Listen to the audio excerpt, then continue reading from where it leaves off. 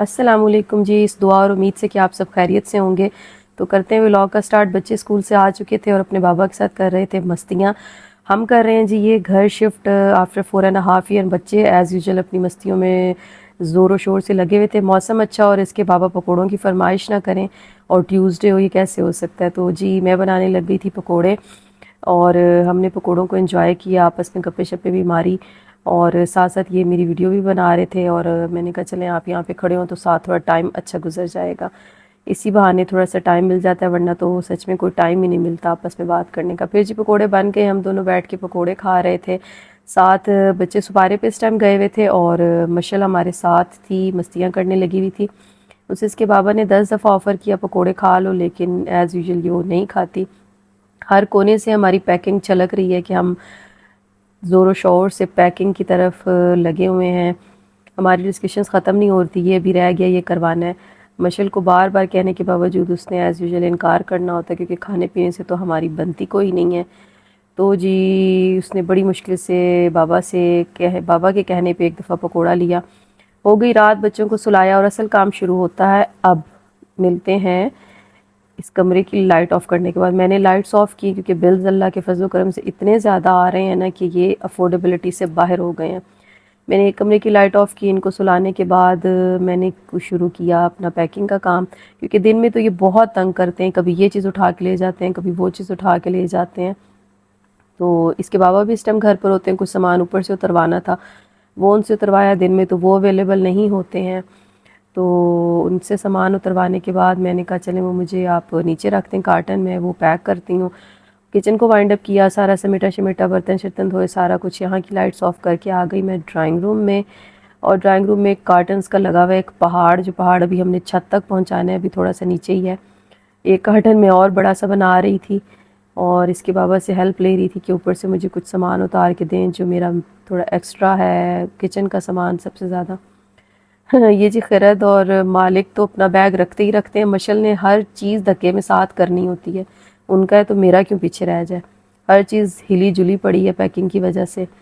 تو یہ بڑے بڑے کارٹنز پیک ہو رہے ہیں، ابھی تو کچن کا سامان ہی نہیں سمٹ رہا، ایک دو الماریاں بچوں کی سمیٹی ہیں بس۔ اس کے بعد جی یہ میں سیٹنگ کی پوری کوشش کر رہی ہوں کہ کسی طرح اس کارٹن میں سما جائے سامان، جو کہ تھوڑا سا امپاسبل لگ رہا ہے، لیکن میں بھی ڈھیٹ ہوں، میں بھی اس کو اندر پھنسا کے ہی دم لوں گی۔ کارٹن بند چونکہ اس کے بابا نے کرنے، اس لیے مجھے زیادہ ٹینشن نہیں ہے، تو میں نے صرف سامان ٹھوسنا ہے اندر۔ سامان ٹھوسنے کے بعد ڈبوں کو بند کرنے کے بعد ابھی ایک رات کو لاسٹ کارٹن یہ پیک کیا اب دوسرے روم میں، کیونکہ جدھر سے سامان لیتی جا رہی ہوں ادھر ہی کارٹنز پڑے ہوئے، ادھر ہی ان کو پیک کرتی جا رہی ہوں کہ پھر ایک دفعہ ہی اٹھاتی ہوں۔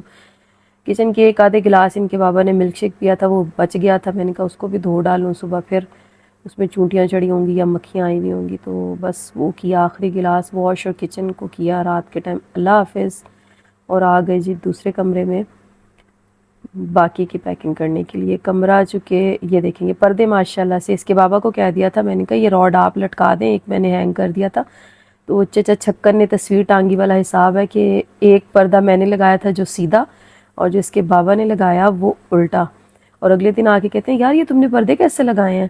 میں نے کہا جی یاد کریں یہ راڈ آپ ہی سیٹ کر کے گئے تھے۔